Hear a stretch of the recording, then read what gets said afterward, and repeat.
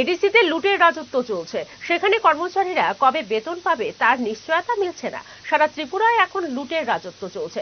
পয়সা ছাড়া অফিসে গিয়ে ঠিকমতো কাজ করা যায় না। রাজধানীতে একটি দলীয় সভায় এই মন্তব্য করলেন প্রাক্তন মুখ্যমন্ত্রী মানিক সরকার।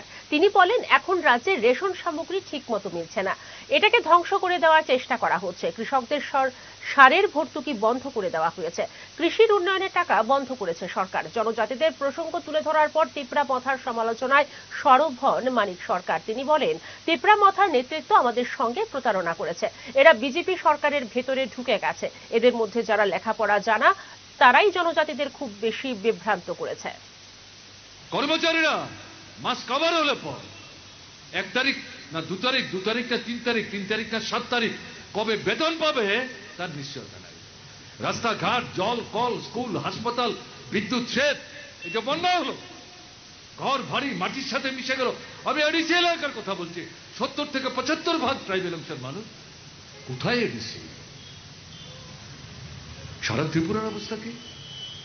লুটের রাজত্ব চলছে। পয়সা যারা অফিসে গিয়ে ঠিকমতো কাজ করা যায় না।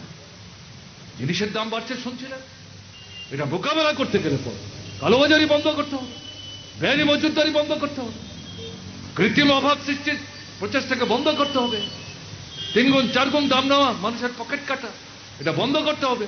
সঙ্গে সঙ্গে রেশনিং যে ব্যবস্থা, এটা আরো 3টা 4টা 5টা জিনিস যুক্ত করা। কোথায় যুক্ত করা?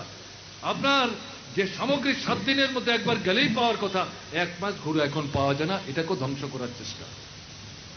রেগার টাকা কমিয়েছে, রেশন বন্ধ করে দেওয়ার চেষ্টা করছে, সারের ভর্তুকি বন্ধ করেছে, কৃষির উন্নয়নের টাকা বন্ধ করেছে, গ্রামীণের টাকা বন্ধ করেছে, কেন্দ্রও করেছে, রাজ্য সরকারও করছে। একই তো, এক জায়গাটা তো পৃথক ফল হবে না। কাজে এই যে পরিস্থিতিটা চলছে, এগুলোর প্রতিফলন হয়েছে 23 বিধানসভা নির্বাচনে। মানুষ এটাও বুঝতে পারছেন যে বিশেষ করে উপজাতি অংশের মানুষ, আমরা আমাদের তিপ্রা মথার নেতৃত্ব আমাদেরকে প্রতারণা করেছে।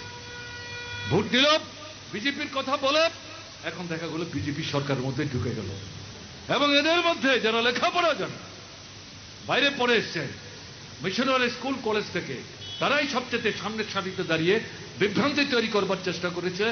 বয়স্ক বয়োজ্যেষ্ঠ উপজাতিদের মধ্যে অভিভাবক স্থানীয় যারা দাদু, কাকা, জ্যাঠা, মা, মাসি, দিদি বলে একবার ভোট দাও না, তারাই এখন মাথা তুলে তাদের মুখোমুখি হয়ে কথা বলতে পারছেন না। প্রশ্ন উঠতে